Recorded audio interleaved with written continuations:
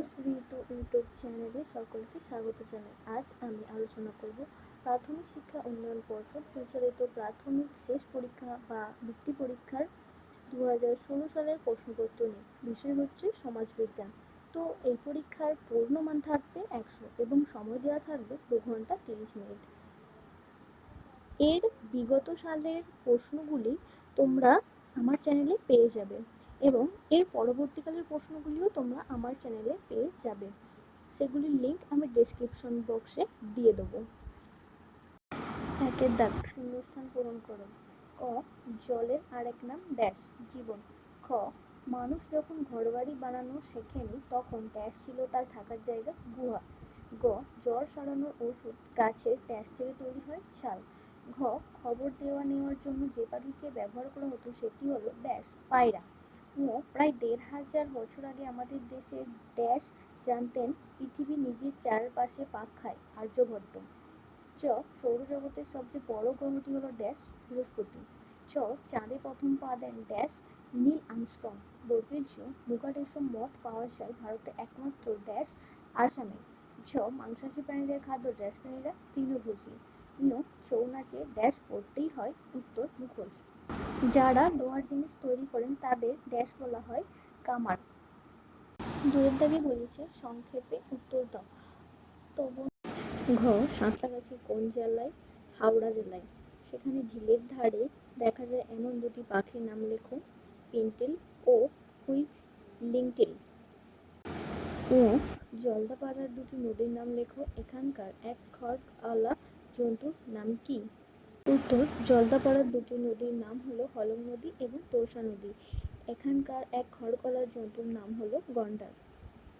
চ, চাঁদের আলো কিভাবে পাই? উত্তর, চাঁদের নিজের কোনো আলো নেই, সূর্যের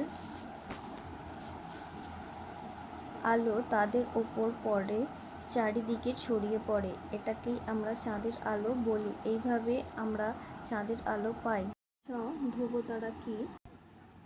উত্তর আকাশে একটি উজ্জ্বল তারা সর্বদা এক জায়গায় স্থির থাকে। পুরাকালে নাবিকরা এই তারা দেখে দিক নির্ণয় করত। এই তারার নাম ধ্রুবতারা। ভারতীয় সিংহ কোথায় পাওয়া যায়? সেটি কোন রাজ্যের অন্তর্গত? উত্তর, ভারতীয় সিংহ গির অরণ্যে দেখতে পাওয়া যায়, সেটি গুজরাট রাজ্যের অন্তর্গত। আমাদের দেশে কোন রাজ্যে কোন সমাজে আজও মা পরিবারের প্রধান? মেঘালয় রাজ্যে খাসিয়াদের সমাজে। সকালবেলা আমাদের ছায়া কোন দিকে পড়ে? পশ্চিম দিকে। কেন?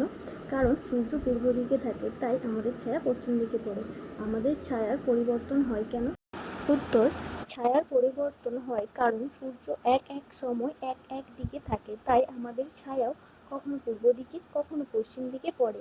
ছায়া কখনো ছোট কখনো বড় হয়। খ, আগেকার দিনে মানুষ কি কি কাজে পাথর ব্যবহার করত? উত্তর, আগেকার দিনে মানুষ পাথরের হাতিয়ার তৈরি করত। হাত কুঠার পাথরের ধারালো টুকরো দিয়ে মাংস থেকে চামড়া ছাড়ানো হতো। পাথরের তৈরি তীব্র বা বর্ষার ফলা তৈরি করে শিকার করতে সাহায্য করত। চকমকি পাথর দিয়ে আগুন জ্বালানো হতো। সুন্দর পাথরের টুকরো দিয়ে মালা তৈরি করত। গ, চাঁদের কলঙ্ক কি? উত্তর, চাঁদের গায়ে কালো কালো দাগগুলিকে আমরা চাঁদের কলঙ্ক বলি। আসলে ওগুলি চাঁদের মধ্যে থাকা পাহাড় ও বড় বড় গর্ত। চাষের জমিতে সার ব্যবহার করা হয় কেন? চাষের কাজে ব্যবহার হয় এরকম দুটি হাতিয়ারের নাম লেখো। উত্তর, জমিতে সার ব্যবহার করলে জমির উর্বরতা বৃদ্ধি পায়, তাই ফলনও বৃদ্ধি পায়। ফলন বেশি হলে চাষিরা উপকৃত হয়।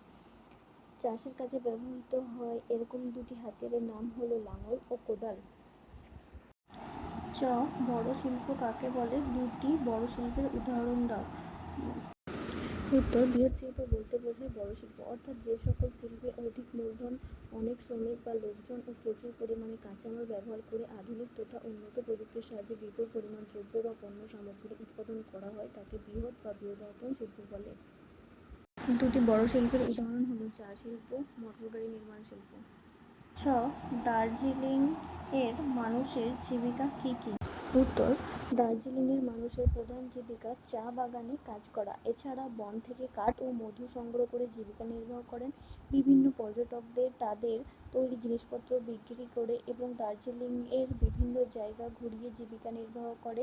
দার্জিলিং এর পাহাড়ের গায়ে ধান, স্কোয়াশ, চা, ফুল, কমলালেবু, নাশপাতি প্রভৃতি ফলেরও চাষ করে জীবিকা নির্বাহ করেন। চারের দাগে বসে যে কোনো তিনটি প্রশ্নের উত্তর দাও। ক, আগুন আবিষ্কারের ফলে মানুষের কী কী সুবিধা হলো? উত্তর, তারা আগুন জ্বেলে ঠান্ডার হাত থেকে বাঁচলো, আগুনে খাবার ঝলসে খেতে শুরু করলো এবং আগুন জ্বেলে বন্য পশুদের ভয় দেখিয়ে তাদের হাত থেকে বাঁচতে শিখলো।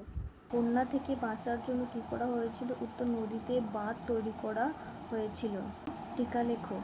ক, বিজ্ঞানী গ্যালিলিও গ্যালিলি নিজেই একটি দূরবীন তৈরি করেন। তার সাহায্যেই পৃথিবী থেকে অনেক দূরের বৃহস্পতি গ্রহকে দেখতে পান। বৃহস্পতি গ্রহের 12টির মধ্যে 4টি উপগ্রহকে। এরপর থেকেই মানুষ মহাকাশ নিয়ে আরও গবেষণা শুরু করেন। এই গ্যালিলিওই প্রথম দেখান যে চাঁদ পৃথিবীর মতোই ভাসমান, গভীর খাদে ভরা একটি পাথুরে কঠিন বস্তু। খ, ব্রোঞ্জ। লোহার আগে তৈরি হয়েছিল ব্রোঞ্জ। যোগ হলো তামা ও টিনের মিশ্রণ। ব্রোঞ্জ তামার চেয়ে শক্ত, অথচ তামার চেয়ে সহজে গলে যায়। এতে মানুষের যন্ত্রপাতি ও অস্ত্রশস্ত্র তৈরির খুব সুবিধা হলো। আজকের ভিডিওটি এই পর্যন্তই। আর যেই কোশ্চেনের অ্যান্সারগুলো দিলাম না, সেগুলো আগের ভিডিওতে সব অ্যান্সার দিয়ে রেখেছি, তাই আর এই ভিডিওতে দিলাম না। এরপরেও যদি তোমাদের কোনো অসুবিধা থাকে আমাকে কমেন্ট বক্সে কমেন্ট করতে পারো, অথবা ডেসক্রিপশন বক্সে লিঙ্ক দেওয়া থাকবে, তোমরা গিয়ে দেখে নিতে পারো।